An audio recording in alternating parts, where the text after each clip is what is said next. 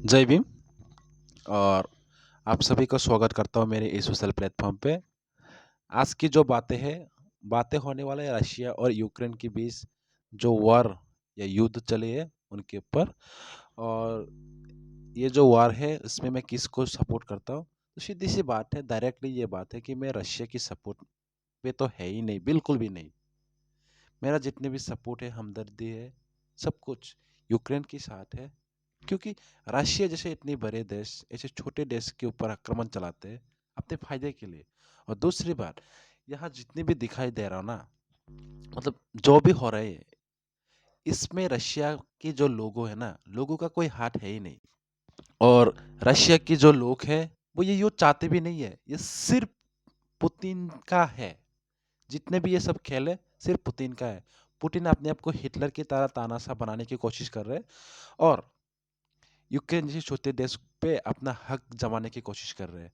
तो मैं आप सबसे रिक्वेस्ट करता हूँ कि यार पुतिन के खिलाफ खड़ा होइए, खड़ा होके यार उनकी गांड तोड़ दिए। अगर हो सके तो साले उसकी बूटी बूटी टुकड़े टुकड़े करके सड़क पे किसी नाले पे फेंक दे। क्योंकि ऐसे लोगों की वजह से पूरी जो दुनिया हिल जाते हैं और जो हमारे जैसा इंसान, इतना लाखों करोड़ों इंसान बेवजह मारा जाता है। और इसके साथ साथ भारत जैसा बहुत बड़े बड़े देश है, कोई भी इस युद्ध को रुकाने के लिए आगे आया ही नहीं। पता नहीं क्यों। इस घटना को देख के यार दिल सच में बैठ गया। अगर मेरे हाथ में कुछ ऐसा होता ना, साला मैं पहले पुतिन की ही तोड़ता। जब न्यूज में सोशल मीडिया में देख रहा हूँ था मैं, जिसमें इतना बुरा लगा, यूक्रेन के लिए इतना बुरा लगा कि बातें करने के लिए शब्द भी नहीं रहा कि क्या बोलूं मैं। और मैंने देखा कि पूरे देश के हजारों करोड़ों लोग यूक्रेन की सपोर्ट में आए और पुतिन के खिलाफ खड़ा हुआ। अगर ऐसे ही खड़ा रहा ना, तो पुतिन क्या, जितनी भी तानाशाह क्यों ना आ जाए, यूक्रेन की तरह किसी भी छोटे छोटे देश को कोई कभी हिला नहीं सकता। ओके, तो आप सब ऐसे ही खड़ा होइए, खड़ा होके पुतिन की माँ बहन एक कर दे। और दूसरी बात, मैं सैल्यूट करता हूँ यूक्रेन की जो लीडर्स हैं, इनको जो अपने पोस्ट पोजीशन को छोड़ के अपने देश को बचाने के लिए सोल्जर की बेस में आया। वो चाहे प्रेसिडेंट हो, फुटबॉलर हो, मिस यूनिवर्स हो, सब सभी ने अपने देश के लिए ये दिखाते हैं कि यार यूक्रेन के लोग अपने देश के लिए कितना डेडिकेटेड है। और वहीं पे मैं अपने देशवासियों को, जो भारतवासी है, मेरा दोस्त, मेरा भाई, मेरा सब कुछ, उन सभी से भी रिक्वेस्ट करता हूँ। और मैंने ये भी देखा है कि हमारा भारत के जो लोग हैं वो भी यूक्रेन के सपोर्ट में आया है।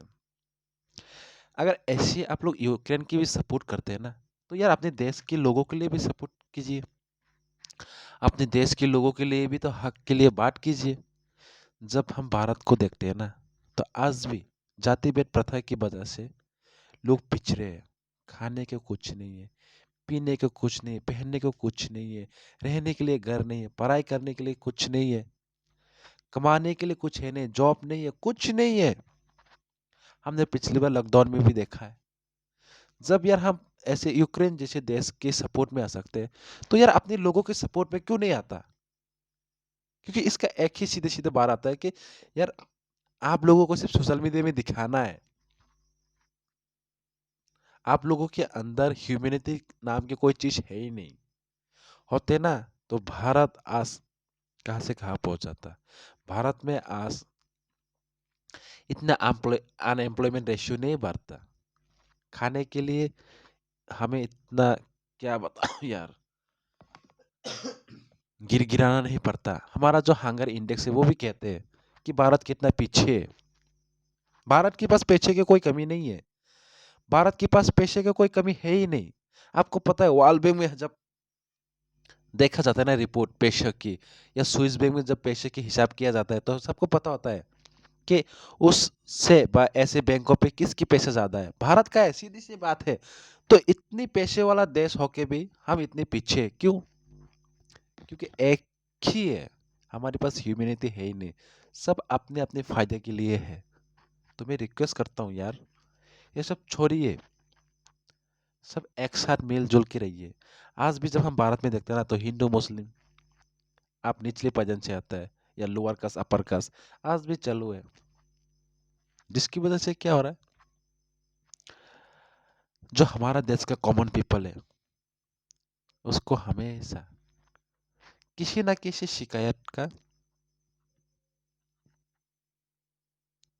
सामना करना पड़ता है। हमेशा। पता नहीं कि ये कब खत्म होगा, और होगा भी नहीं। अगर इसको खत्म करना है ना तो हम सबको एक साथ खड़ा होना पड़ेगा। दूसरी चीज, जो आज भारत के जो नियम के अनुसार पिछड़ा हुआ है ना, उन सबको मुट्ठी बांधना पड़ेगा। जब आप सब मुट्ठी बनेंगे ना, और ये जो कुछ गिने चुने लोग हैं उसकी माँ बहन एक कर देंगे ना सालों की, तब जाके हमारा देश परिवर्तन होगा, डेवलप होगा, उन्नति की शिखर में जाएगा, आगे बढ़ेगा। और हमारे देश में ये जो हंगर का इकोनॉमिकल फाइनेंस जितनी भी तकलीफें है वो दूर होगा। तो उसके लिए हमें क्या करना पड़ेगा, हमें एकजुट होकर खड़ा होना पड़ेगा। ये जो कुछ गिने चुने माँ चौदह के ऊपर पूरा पूरा घुसाना पड़ेगा सालों की, तब जाके हमारा दिन अच्छा होगा। इसका मतलब क्या है, हमें अपना औकात बनाना पड़ेगा। अगर इसके लिए छीनना पड़े तो छीनने के लिए भी तैयार होना पड़ेगा आप सबको। ओके, तो आज इससे ज़्यादा बातें नहीं करते, इसकी बातें मैं दूसरे टॉपिक में करूँगा।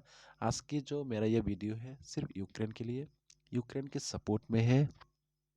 और मैं चाहता हूँ कि यार कम से कम जितने भी होना था, जो जितने भी हुआ है, बस यही रुक जाओ, और यूक्रेन के लोगों को और तकलीफ सहने की या तकलीफें ना आए, यही मेरा गुजारिश है। और मैं चाहता हूँ कि यार बस यही रुक जाओ। यार वार्ड भी नहीं रहा, सब भी नहीं बचा, कि क्या बताऊँ यार। फिर भी रिक्वेस्ट करता हूँ कि यार कम से कम पुतिन का टुकड़ा टुकड़ा कर, ये साला उसकी चोट देगा ना तो ये वार खत्म हो जाएगा। क्योंकि मुझे पता है रशिया के लोग भी नहीं चाहता कि ये युद्ध हो। ये सिर्फ पुतिन का है, सिर्फ पुतिन का दिमाग का खेल है ये। पता नहीं साला का क्या खुजली है साले साले की।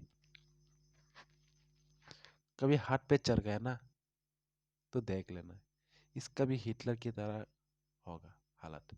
पता नहीं कि यार ये मॉडर्न जनरेशन के हिटलर क्यों बनना चाहता है। हर कोई अपनी अपनी जगह पे सुख है, खुशी से रहते हैं। तो ऐसे लोगों को ऐसी चीजों पे उंगली करने की जरूरत क्यों है, पता ही नहीं है।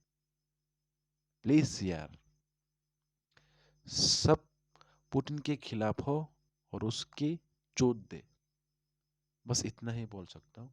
और लाफ, हमदर्द, सब कुछ जितने भी है यूक्रेन के सपोर्ट में है। Thank you.